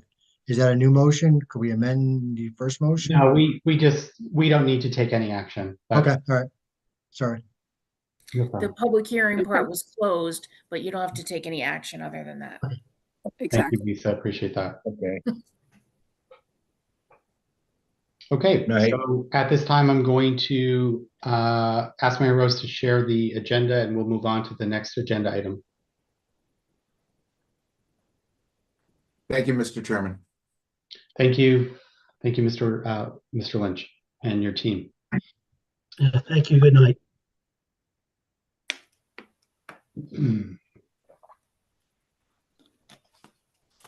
Okay, moving on to consideration of the minutes from the previous meeting. No, we are at item D, public comments. Oh, sorry. Item D, public comments limited to 5 minutes on topics not otherwise on the agenda. Is there anyone here wishing to address the agency on topics not otherwise on the agenda? Hearing none, moving on to item E, new business. Mary Rose, do you want to introduce that one, please? And I just put the map up on the screen so you guys can see where we are. This is the Boston Post Road. This is West River Street. And go to your plan. There you go. All righty. This is a proposal. I'm sorry. This is IW 2500 708 Boston Post Road. It's a proposal by 708 Boston Post Road LLC for the Learning Experience TLC for the construction of a daycare facility with parking, playgrounds, and a compensatory storage area with grading and work within 150 feet of a wetland or watercourse in the Wepwag River watershed. These plans were received, I believe, Monday and were referred to the city engineer. We did hear back from the city engineer late this afternoon. He asked for additional information, and that was forwarded to the applicant's team. There are no wetlands on this property. The wetlands are on the adjacent city of Milford property along the Wepwag River. So if we go back to the aerial photo, this is the Boston Post Road. On the bottom of the photo, this is a fairly new dental office at the corner of the Boston Post Road and West River Street. This building is no longer here. This is a City of Milford pump station, and this is the Wepwag River as it goes underneath the Boston Post Road, just for orientation purposes. And we will take you back to the plan. The 150-foot upland review area goes through a good portion of this property. Mr. Chairman, Attorney Tom Lynch, Tim Kuhn of J.R. Russo Associates, and Eric, I'm going to get your last name wrong, and I apologize, Spungen are here this evening to represent this project. Okay, thanks for the overview, Mary Rose. Just before I introduce Mr. Lynch, Mr. Ritchie, I do want to acknowledge you did say you probably need to depart around 9:15, so don't feel like you can't. So I'm good to 9:30. I just checked the traffic, so I should be good at 9:30. Okay. I could do 15 more minutes. Thank you. Thank you. Okay, over to you, Mr. Lynch. Thank you, Mr. Chairman. I'm here tonight with my client, Eric Spungen, and Tim Kuhn, who's put together this plan to present to you. It's for the learning experience. It's a daycare facility. Eric has operated other similar learning experience facilities across the state. He's entered into a contract to purchase the easterly portion of this property, currently owned by the 708 Boston Post Road LLC. It's a limited liability company that's operated and owned by Paul Soucy and Joseph Perrone, the two surgeons who operate Milford Oral Surgeons. So the plan shows the development on the easterly portion of the property. Tim's going to make a brief presentation to you, but again, as Mary Rose said, the wetlands are off-site here. They're basically where the city pump station is adjacent to the Wepwag River. So the plan does fall within your review. So Tim, if you want to just get into the specifics of it, I'll turn things over to you. Sure. Actually, I'd first like to ask Mary Rose if you could go back to the existing conditions plan on sheet 2, because I think it's important to just point out. Tim, could you just introduce yourself for the record, please? Sure. Tim Kuhn with J.R. Russo and Associates. We're a surveying and civil engineering firm out of East Windsor, Connecticut. We prepared these plans. So one too far. Yeah, there you go. No, I'm sorry. You were going the right direction, right there. All right. Okay. So as has been pointed out, this is the property at 708 Boston Post Road. It's about 2 acres. It is currently occupied, or the western portion is currently occupied by an existing dental office. As Mary Rose pointed out, there was a building located on the eastern portion. That building has been demolished. However, there is currently, the pavement still remains. And this site is accessed via a curb cut and a shared access drive, if you will, that goes from Boston Post Road and another curb cut out on West River Street. When the dental office was developed, which was back in 2019, 2020, I believe, they put in a drainage system that includes some catch basins in their parking lot. These catch basins collect the runoff from that parking lot, and they have a subsurface infiltration system under their parking lot, which has an overflow through that pipe that she's got her pointer on that goes off to a small basin, if you will, in the northeast corner of the property. That basin, the main purpose of that basin was to provide for compensatory flood storage for the filling in the flood zone that was part of that development. There is, however, a basin, catch basin, I should say, that was associated with the former appliance store, which has been demolished over, and it's just below her cursor. There's a catch basin right there, and that catch basin receives the runoff from a portion of the existing pavement around the former appliance building, which discharges also into that that basin. However, I want to point out that runoff currently goes in there untreated. So that's basically the point I was trying to make, that currently we have some untreated runoff that goes into this basin. And really what we're doing is redeveloping the east portion of this basin for with the daycare. So now if you want to move ahead to the site plan, Mary Rose, I'd appreciate that.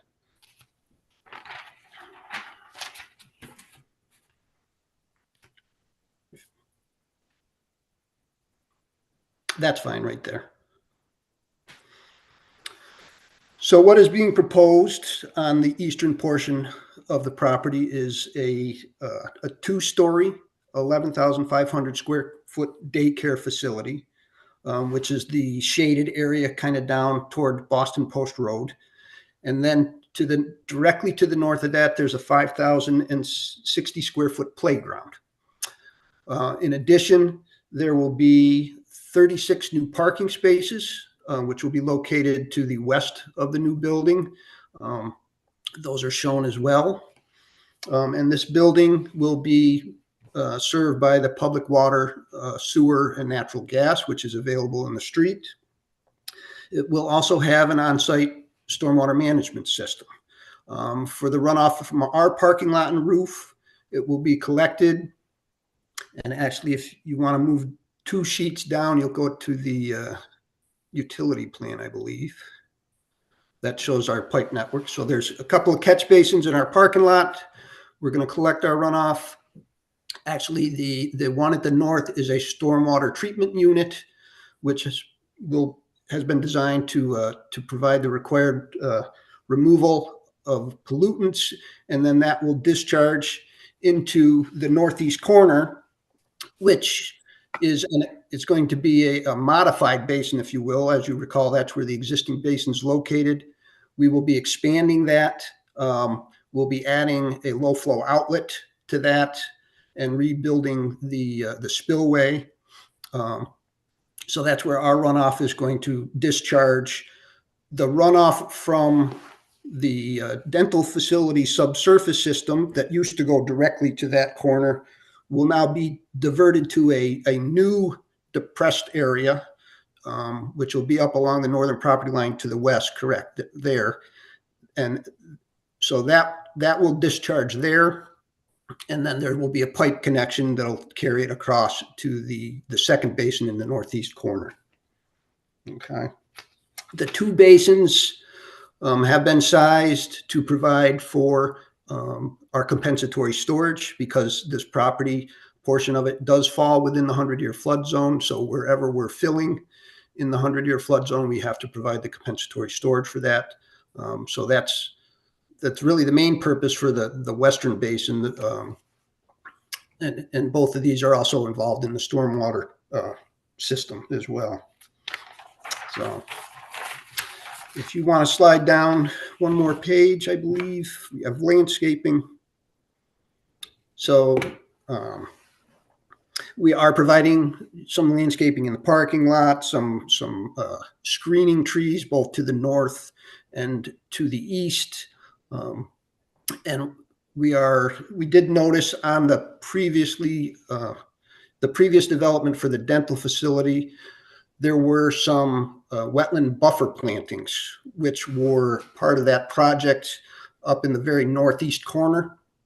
And the work that we're doing to enlarge that basin is unfortunately going to probably destroy those plantings.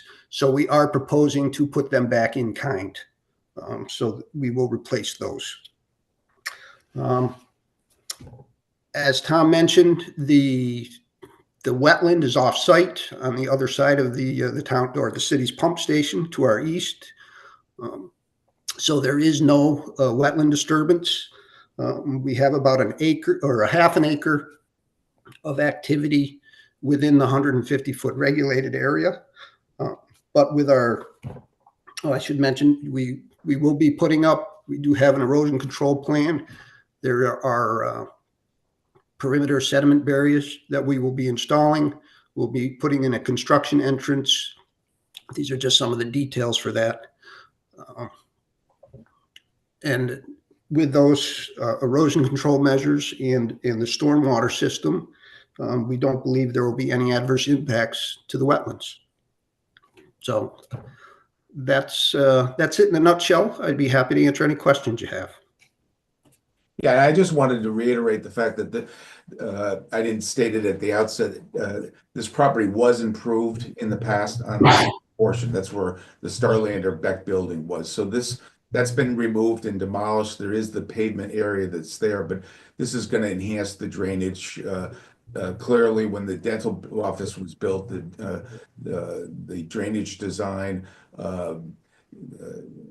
anticipated that there would be future development on the eastern portion of the property, and now with this building and Tim's design, it'll adequately service both the surface water runoff and maintaining or expanding actually that retention area in the northeast portion of the property. Thank you, Mr. Lynch. Mr. Kuhn, questions for the applicant?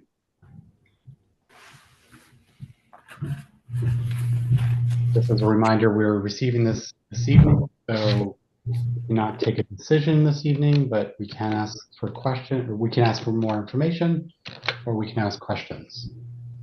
Mr. Kuhn, I just had a basic question.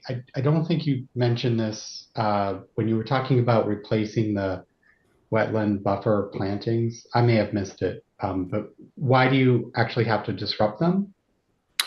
In order to grade and redo the outlet structure, we anticipate that they're probably going to be disrupted over on that side in order to expand our basin as well.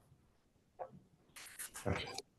And if you're, and in fact, if at all possible, we'll probably transplant what's there because they're fairly young, and we anticipate that actually a lot of the trees on site will be able to reuse as well. Okay. And I have a question, Brandon. Okay, one last follow-up on this. Do you have plans to ensure that those buffer plantings, does your plan include a bond to ensure the health of those, over a multi-year period?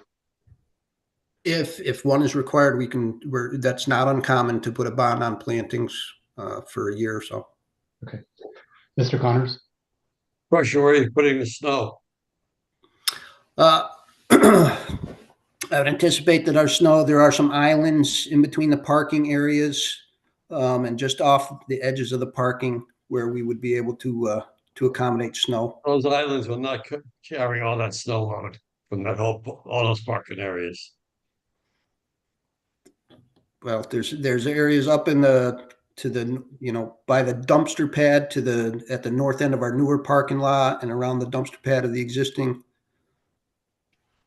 And if it gets to the point where we don't have enough, they'll have to haul some off site.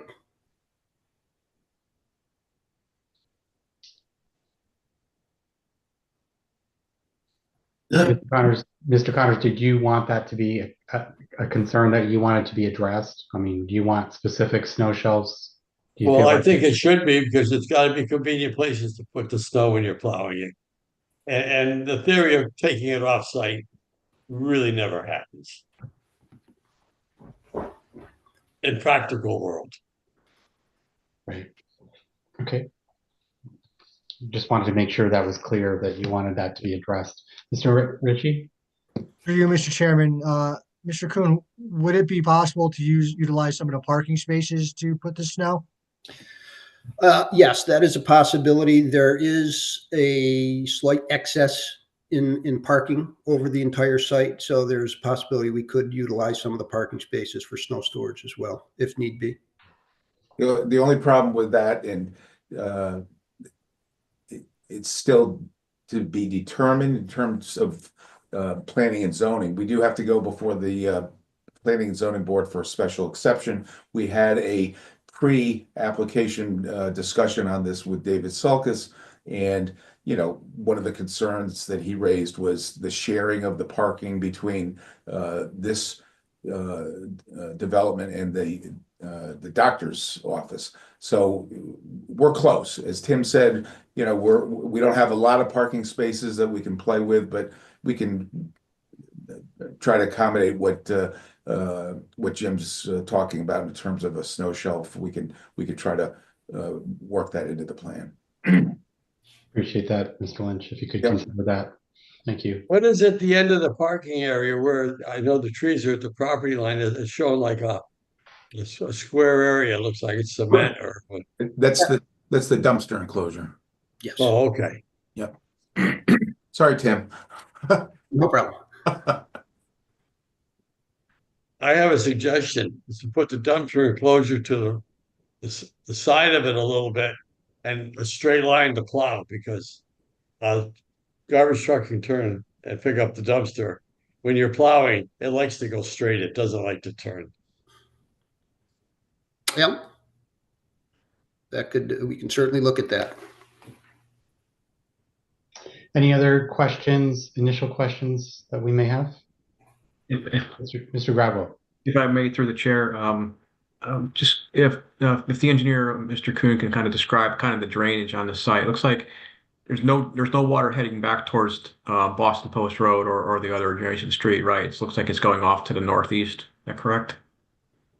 Yeah, so there currently are a couple of catch basins in the driveway near Boston Post Road. Those, as part of our project, we are going to have to shift the curb cut slightly to the east. So those catch basins are actually going to be removed, and we're going to put a high point there so that the water doesn't just run off into Boston Post Road. There's going to be a high point, and it's going to come back into our site and collect it in our system. And then from your I'm sorry, one last kind of point. And then through your system, looks like you got those compensatory storage areas. And it looks like it's gonna, once it spills over those compensatory storage areas, it's gonna go through a spillway on the top right or top. Yes. Yeah. Currently, that's where all the runoff leaves the site, at that northeast corner. Okay. All right. That's what I was looking for. Thanks, Mr. Cohn. Mr. Bahave.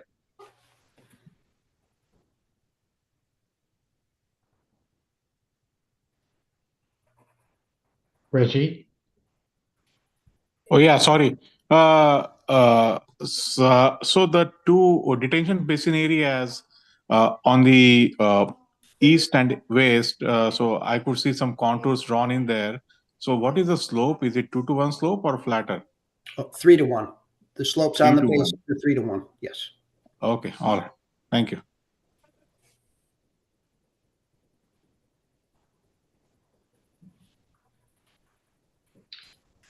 Mary Rose, a question for you. Do you have any reservations or concerns around this project as you see it?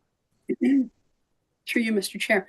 No, when the dentist office was done, the appliance store was still here, and there's a question whether it was going to stay. We knew that in the future this project was probably going to come back to us.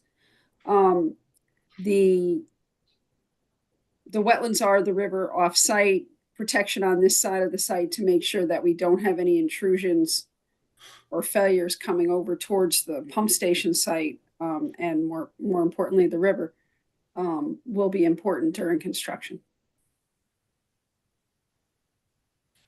And you don't think there's any concerns that haven't been addressed as far as you can tell in your... No, city engineer has some questions regarding compensatory storage and the flood zones. Our 150-foot upland review area is roughly here on the site.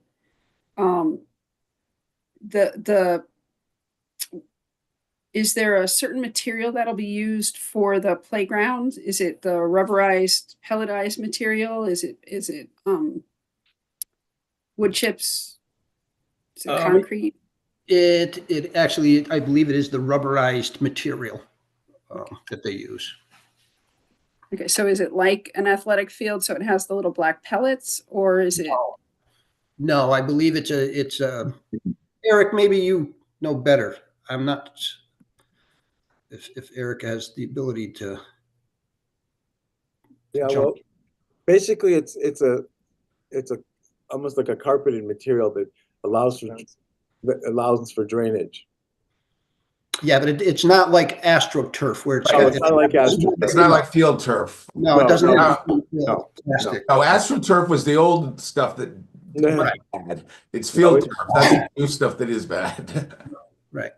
They've been very successful, and there's probably 375 centers throughout the country that have used this material, and they have had no issues with the drainage or water movement. I was more concerned about if you had ballast on it, the movement of the ballast in a flood, because you're in the flood zone. But it doesn't sound like that's a concern. Thank you. All right. Any further questions? Rajit, your hand's still up. Is that from before? Or do you have an additional question? Oh no, sorry. I need to lower my hand. Sorry. Okay. Okay, so if there's no further questions, I believe we can leave this application as it is and come back to it in our next meeting. In the interim, if there's any questions that the agency may think of or have, please direct those to Mary Rose and she will direct them to the applicant. Yeah, and we did receive Greg Podleski's memo today, so I know Tim will address those comments and also Jim Connor's suggestion, shall I say, as to the snow shelf. Great, thanks very much. Let's move on to the next agenda item, Mary Rose. All right. Thanks so much. Have a good night. Thank you. Good evening.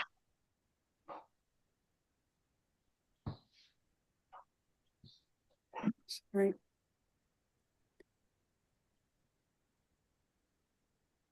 Mr. Ritchie. My time is over now, so I have to depart the meeting. I'm sorry. I apologize for this, but traffic's getting a little backed up. Sorry about that. Have a good evening. Safe travels. Thank you. Okay, moving on to item F, consideration of the minutes from the previous meeting.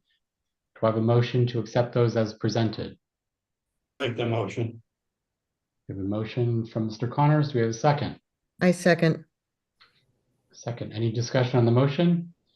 Hearing none. Elisa, roll call vote, please. Dan Bedecker. Aye.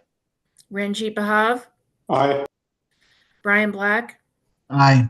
Jim Connors. Jim. Aye. Matthew Connors. Aye. Steve Munson. Aye. Nick Ritchie. I'm sorry, he just left, right? Julie Valvo. Aye. And Ray, I'm guessing you're abstaining. Abstaining, yep. And Brendan. Aye. Thank you very much. The motion carries. Staff report, Mary Rose. All right, I'll do an abbreviated staff report for y'all. I want to welcome Ray as the new alternate on the commission. Sorry, a little baptism by fire this evening with a long meeting. I've sent you information on training. You'll see in the notes that I sent you, there's some links to a page that Taft has set up that has our statutes, our regulations, our bylaws, some past information from the city attorney's office on things to be wary of. When the agency sits on an application like the public hearing they had earlier this evening, you sit as a jury. So while you're out in the public and people may approach you to talk about it, you have to encourage them to either come and talk to me or to come to a meeting and speak to the whole commission so that everyone can hear what they have to say. Otherwise, you'd be making a decision on an application with a different set of knowledge than everyone else who was in the room. So there's just a bunch of little nice things in there that Taft has set up for us, including the meeting dates. I submitted the city's annual report to CRS on January 31st, and I worked on the city's MS4 committee to get the annual report that is now on the city website. That's up for draft review. You can find it on the city engineer's webpage, and I think I put a link in the notes. That'll be up for a month, and it will be submitted to DEP on April 1st for our annual report. I apologize. I was out and then on vacation, and then I was out. I believe we sent out the commissioner synopsis of experience. It's just a synopsis that tells people what your past history and experience is and what applicants might expect, that we might defer to Ranjit on engineering things because Ranjit's an engineer, or Jim Connors on plowing because he plows or has plowed. So if you can update those and get them back to me, and if I didn't send them, I apologize. We will send them tomorrow. You did. So thank you very much, Kathleen. Yeah. Thank you. And then the Connecticut Bar Association is holding their land use commissioner webinar. I'm sorry. Yeah, it is a webinar. It runs from 9 to 4:30. It's all day on a Saturday. It's a good seminar. It's good background. It's for all land use commissioners. The wetland stuff is usually after lunch, but there's some good zoning things that are good to know about and 830G things that are good to know about, pretty much sprinkled throughout the day. If you'd like to attend, please let Taft and I know. Other than that, office has been busy.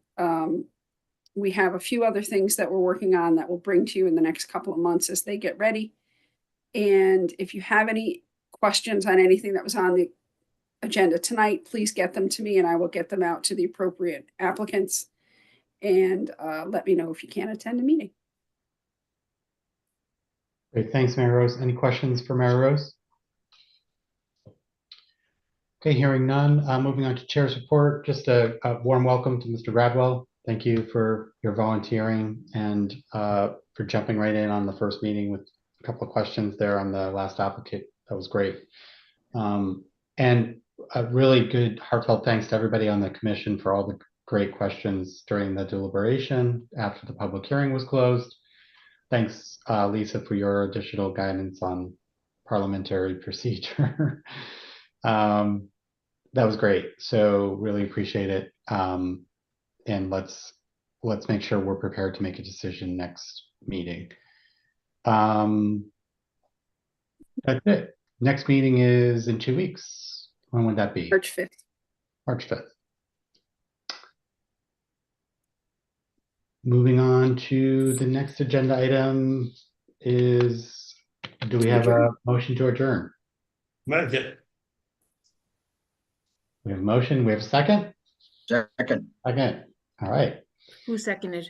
Mr. Munson. Okay. Thank you. Any discussion on the motion? Actually, it can't be discussed, right? I always get that. I always trip on that. Such a weird parliamentary procedure. Anyway, so Lisa, roll call vote. Dan Bedecker. Aye. Ranjit Bahav. Aye. Brian Black. Aye.